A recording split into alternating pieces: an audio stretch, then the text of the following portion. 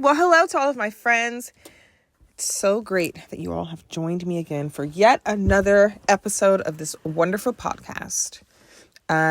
This is going to be episode 5, and the title will be called Results, and you're listening to Sloan Talks. So you guys, I feel like episode 4 was called Rule Out because it was things that we were like ruling out, but like technically, okay, hear me out. This episode will be the results. So we're kind of doing a rule out part 2 here. You know what I mean? Because I'm going to say all of the things that we tested for and what my results were here in this episode. So welcome in, friends. If you have not caught up to any of the episodes in this series, please make sure you do. This is a series about my health mystery, if you will. The title of this series is called Waves, and it has to do with my vertigo and episodes of visual distortion and vertigo and ear popping and all those things. And you know what I'm thinking about? As I'm saying this, you guys, I feel like I didn't tell you some of my other symptoms. This may help in our results because, you know what? This is what I'm going to do. I'm going to say what the results were, and then I'll tell you what symptoms made us believe this is the path we were going down. Yes. Okay. We just figured this out now. Okay. Bear with me. Listen up.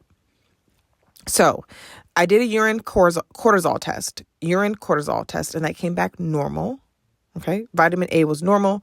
Iron was normal. Ferritin was normal. B12 was normal. Vitamin D was a little bit low. So I was given vitamin D supplements for that. Hemoglobin was normal.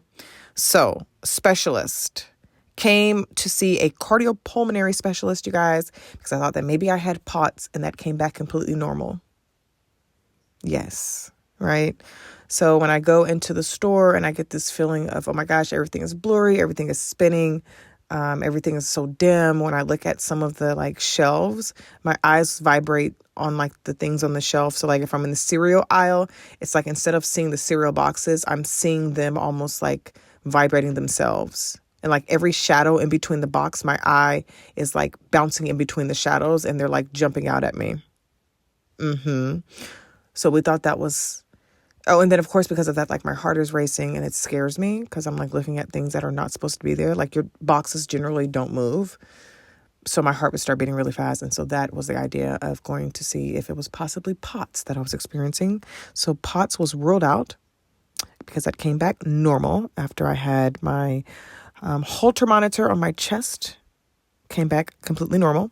Audiology I went to see, and that came back completely normal. For audiology, I went to see them because I'd get this like, I would say like in my right ear, sounds like things are underwater, right? So as I'm talking now, I can literally hear my ear going, whoa, whoa, whoa, whoa, whoa, whoa. Like that's what I hear in my that's what I hear in my left ear. So anyway, she said that the audiologist was super sweet. She was like, this vertigo thing is just something that we just don't know. Like, this is just one of those things. And I was like, thank you. I saw her completely early on, you guys. It may have been like one of my very first appointment was audiology. Like before this cardiopulmonary, this was like way, way down the line. This was like freaking 4 months ago. I saw cardiopulmonary, but for audiology, it was like a month, 3 months in or something. So way, way in the beginning. Now, you guys ready for this? Neurology. Neurology, I feel like, you guys, needs its own separate freaking series, okay? So I had a not so pleasant experience with the neurologist himself. Of course, Mr. Sloan goes with me, and we go in, and we're in the waiting room, and they call our name. I go to the back with my husband, and at the door, the neurologist turns around, throws his hand up at my husband to block him, to say like, stop, and then waves and shoos him away. And I'm like, well, maybe he thought that was a random guy following me down the hall. So I go, oh, no, that's my husband. And the neurologist is like, yeah, no, it's like, no. And he kept saying that. And I was like, what? Like, people are not allowed in here with their patients? I was like, well, that's my husband. And so Mr. Sloan, of course, is himself. So he turns around and he leaves. And I was like, this didn't start very well. My husband knows that I'm super, super sick. It was my first time seeing a neurologist. I think I had to wait on a wait list for like 4 months, you guys. So this appointment was so important to me. He knew that he like kind of like left me so that I can get the care that I need. And for that, I super, super appreciate him. But I also feel horrible that I had to choose almost, because I had to almost choose, should I tell this guy, the neurologist, what you're doing is wrong? That's my husband. I want him to sit down in the room with me. Why would you tell him to leave? He's been my freaking caregiver for 4 months while I've been spinning out of control. Why would my caregiver have to leave? You know? Or do I just keep my mouth shut so that I can keep my appointment and not have to, quote, reschedule, which may be like, I don't know, freaking a year from now. So I'd be 18 months, which I already am. But at that time, I did not know I'd be suffering this long. But it was just early on. It was 4 months in. I had no idea what was happening. I was desperate. I was going down these rabbit holes, you guys, of Googling everything. I was going down rabbit holes on TikTok, looking up everything on YouTube. I mean, it was just really bad. I would stay up late at night looking for answers. And so finally, my dream had almost come true. The neurologist was there, and he was going to give me answers to what my actual problem was. So I have my wig on. That was the first thing that happened. I have my wig on, and he's doing like these like checks on my brain. I know he used this contraption where he had to like hit it. It was like a metal rod that he hit and then put the metal rod on each side of my head and asked me, did I hear it? Did I feel it? You know, like doing these vibrating sensations on my head. And I was like, you know what? I'm wearing a wig, and I don't know if this will affect like the outcome. And I want to make sure you get an accurate reading on me. I don't want to just go through this, whole session and they go, oh, you're fine. And then I go, well, actually I had a wig on, and they go, oh, wait, you know what? Your wig should have been off. Now let's reschedule for another 93 months. Like, boy, do you know how long it takes to get a specialist with certain healthcare freaking coverage? I'm not going to go through that again. So I was like, no, it's fine. Let me tell him. I was like, well, I'm wearing a wig. And he goes, oh, can you take it off? And I was like, of course. Like, I think hopefully you guys know me by now. I'm not, although popular to contrary belief, I'm not very like vain or like into like looks or material things. I think I'm a pretty grounded person, and pretty confident in my natural like looks. So I did not care. I took off my wig. It was just me and him in the room. Even if it was 33 people, I would still take off my wig. It was no big deal. So I took off my wig, and he goes, oh, that's so much better. And I was like, oh, okay. And I thought he meant for the technique that he's going to do. And he goes, yeah, you look so much better without your wig. Why do you wear wigs? And I was like, what? Like, that's so unprofessional. Like, why would you shoo my husband out and then make those comments to me? Like, it just made me so mad. So I'm literally controlling my anger the entire time. He puts these brain scans on me, and he's like, we're going to see if you're having any, like, we're going to basically read your brain activity. We want to know if you're having any sort of like seizures or any sort of weird brain activity during, I don't know, 7-minute period or something. So I sit there with him. And then, of course, I'm angry. So if he had a freaking a scan on my heart, he could tell that my heart was beating so fast. I was so uncomfortable there that he shooed my husband away and then commented my beauty. Like, what? Sir, don't do that. No, sir. So he did the brain scan, and the brain scan came back normal. So I'm saying all that to say my neurology appointment sucked. And what I got out of that is that I'm completely normal. My brain there's no problem. Then I went to see an optometrist. That, I can't really remember, you guys, the difference between my optometrist and my ophthalmologist. I think they did the same thing where they put like my eye, I have to look inside of this like contraption, and I have to tell if I can see a barnyard or something, and like how far can I see the sheep go out, like all these like weird things or whatever. And for my ophthalmology and my optometry, I ended up passing. So that meant that there was no abnormalities. The reason why we tested that was because of the vision thing, right? So the perception of like me seeing 2 curbs that day when I went on my nature walk with Mr. Sloan. Like, why do I see 2 curbs?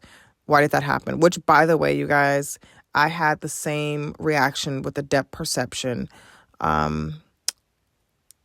Let's say today is like what? March? Don't quote me. March 28th or something. About 7 days ago, driving home after doing a live stream, I had the same, for the first time, I had really blurry vision driving home because it's really hard for me to drive at night. So I remember driving home and it looked like there were 4 lanes. So like I would see the lines of the freeway and then I'd see the lines again. Or I would see, you know, like the little reflectors. The reflectors were double. So it was one on the bottom and then the reflector would shoot up and it looked like it was a reflector on the top. So it looked like I was driving through a tunnel instead of actually on the highway, if that makes sense. You know what I mean? So like the reflector was there on the street, but it also looked like the reflector had like levitated above the ground. So that was my experience last week after doing a live stream, and that like stressed me out. Completely made me feel disappointed in like my progress, of course, because this thing, as many of you know, if you've gone through this, they claim that it's like an up and down thing, right? So it's like you'll have a great day and you'll have a not great day. And so it's like something to get used to. But I think seeing that with my vision was something that I just absolutely cannot stand. It's just like not my favorite thing to do. And then, you guys, I went to an ENT early on. And I think it's important that this is the last thing I talk about, because my season finale, ladies and gentlemen, will be next week. It will be my last episode, which will be episode 6. Okay. And the season finale will be really about why I was referred to an ENT. I'll talk a little bit about it, and then on episode 6, we'll go really deep into that. I've mentioned before that episode 6 will be a little controversial, okay? I'm going to talk about a topic that no one really likes to talk about. And I think the topic is a little bit, what's the word? Is it divisive or divisive? Anyway, I don't want to separate us on our views because I know this is a highly political topic. So stay tuned for that. But ENT, the first doctor I ever saw, they were super sweet. Oh my gosh, you guys. I'm just remembering that this was the first literal medical treatment that I got, to the point where I remember the nurse was asking me, have you had an MRI done? And I was like, what's that? And she was like, well, how long have you had this condition? I was like, I don't know, 7 days. And she's like, oh, okay. I was like, girl. She thought I was so long in like my care treatment. I was like, I don't even know what that means. And she's like, oh, don't worry about it then. And I was like, what do I need to do? Do I need to get one before I come see you? She's like, no, you don't have to. I just was wondering. I was like, girl. But she was super sweet. And she explained to me literally almost how like all the referral process would work. I was like, well, this is the first referral I've ever had. She's like, okay, well, let me explain to you like the process, like with your insurance. We'll tell you like what it covers, what your insurance doesn't cover. I was like, okay, perfect. Cause I'm kind of lost. Like I've never needed this much treatment before. The most was me giving birth to all of my kids. Like that was the most medical treatment, was birth, prenatal care, birthing in the hospital, and then I guess like post care, and then like taking care of like my babies. But that's more like a pediatric thing. It's not really adult medicine. So this was like my first time needing help medically for something. So I didn't even know how to even do it. I didn't even know where to start. So ENT sees me. Mr. Sloan is with me because he goes to every appointment despite that neurologist not wanting him there. And so I remember going in the room, and some of my visual disturbances, of course, if you remember, you guys, and if you had not listened to episode 1 of this series, please go and listen to it. But it talks about my first ever vertigo episode. So the ENT brings me into the room, and he's like, let's look at your vision. And I was like, oh, please don't. And he takes a pen, and he was like, follow the pen. And I can't. I remember he was like, you know, here's the pen in the middle. I'm going to go to the right and left. And I was like trying to focus to go to the right. And I would get there and be like so woozy and dizzy and nauseous. And I would try to go to the left, so dizzy and nauseous. And I was like, okay, I can't do it. He's like, that's okay. That's why you're here. And I was like, yeah. He checks my ears and he's like, your ears are clean. And I was like, really? Because I can't really hear out of my left ear. It sounds like I'm underwater. And he's like, yeah, but I don't see anything with your ear. And I was like, what? What do you mean?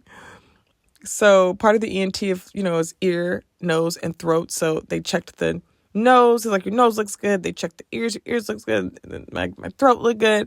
And they go, let's just go do a little like hearing test. And they're like, they set me in a room. First of all, the lady was super sweet. She hung out with me. I think she can tell that I was so nervous, you guys, because like I said, I haven't had any sort of medical treatment except being pregnant. So it was just like prenatal care. So I was terrified. She brought me in a room. They were super helpful. She puts the headphones on me and she's like, can you hear me? And I didn't know she was talking to me because my husband is there. So I thought she was talking to him. And I ignored her. And then she goes, so you can't? And I turned to her and go, huh, me? And she's like, yeah. I was like, oh, yeah, I heard you. And she's like, oh, you didn't say anything. I was like, girl, I thought you were talking to my husband. Says, I didn't know you were talking to me. Like, I was like, give you eye contact, baby. I didn't know you was talking to me. So she was talking to me, and my bad, I didn't hear her. So they would have said I failed anyway. I didn't even have it on. Sis failed at the beginning. So she was super sweet. She was like, yeah, and we started laughing about it. She's like, yeah, I was talking to you. I was like, I'm sorry, girl, this wasn't even the test, and I already failed. And she's like, I just want to make sure you can, not hear me. It's noise canceling. I was like, okay, yeah, no problem. So she puts it on my ears, you guys. And all of a sudden, I hear this like weird air conditioning noise. And I'm like, is this in the earphones? And she said they're noise canceling. What is that? What is the noise? And she's like, what you're going to do is put your hand up for right or left. And so the noise was like all around my brain. I was like, I'm sorry. Before we start, I don't know if this is a part of the test, but there's like this weird noise I can hear that sounds like a air conditioner. She goes, oh yeah, that's the air conditioner in the room. I'm like, ma'am, I literally am sick. Like, the noise is like overwhelming me. I'm scared. I didn't hear any sound in the headphones. You already confused me because you were talking to me with noise canceling headphones. Baby, listen, mommy, I was overstimulated, sis. I am overstimulated. Can we start over? Also, in a room where you need a hearing test, why would they have a loud air conditioner system set up in there? And I said that. I was like, y'all don't have a quieter room? She's like, no. I was like, girl. Okay. So I was like, well, I'll do my best. Considering you have literally, it's like an underlying white noise, like in the background. And so I remember going through it, like, I can try to hear the beeping sounds, but also y'all air conditioner. Okay. So y'all gonna test me for that too. She was sweet, but I was like, dang. So I remember doing it right, left. We finish it. And I was like, well, I get the results immediately because I'm scared. You guys, at this point, I'm like, maybe it's my ears. Maybe it's my allergies. Maybe my ears are clogged. I walk out of the room. She takes me and she goes, okay, let's get the results from the doctor. He'll come in and speak to you about it. I was like, oh my gosh. Whenever they say the doctor will speak to you about it, you guys, it always makes me think like the worst. You know what I mean? Like, why can't you tell me, sis? Like, why he has to tell me? But it's fine. I knew it was a procedure. So I go into the room. I'm waiting for him. He comes back and he goes, yeah, you passed your hearing test. I was like, oh, so my ears, like your ears are normal. Nose is normal. This isn't allergies. I'm like, what? Like, not that I was hoping the ENT would tell me, yeah, it's your ears, nose, and throat. Sis, like you're messed up. Like I was expecting it to be an allergy thing. So when he came back, I was like, nope, normal. I was like, oh, okay. So what happens next? So I tell him the story about my medical history before then, about how when was that? Like March, April-ish? Okay, so April was the beginning of symptoms. So in November of the year prior, so we're talking about the year prior, I remember telling him that I did have something happen to me. And he goes, what were your symptoms? And I told him that I had contracted something and I lost my sense of taste and smell for 10 days. I couldn't taste anything and I had to force myself to eat because I couldn't taste anything. I lost a ton of weight. And he was like, let me go look at that. So he leaves the room and he comes back and he goes, I'm going to have you sit in my office. And I'm like, oh, because we were just like in an exam room, that has like the table set up with the little, like you can lay back on the table kind of thing. And it had a chair where Mr. Sloan was sitting and it had like his computer and like his little spinny chair he was sitting in. So when he said, let's go to my office to talk, I was like, why would we need to leave this room? So He brings me into the office and he sits me down. He's sitting there's like an entryway to his office. There's two. So first the door opens, then there's a hallway. That hallway has a chair, individual chair against the wall. And then on the opposite wall, there's like 3 or 4 chairs for, I guess, like the family to sit at. He sits in his chair against the wall, and then me and Mr. Sloan sit on the opposite wall, opposite to him. He pulls out like my file, and he goes, "I know exactly what you have." And I was like, "What?" And he explains it to me. And you guys are going to have to listen to the next episode to hear what this ENT brought me into his office to tell me that I have.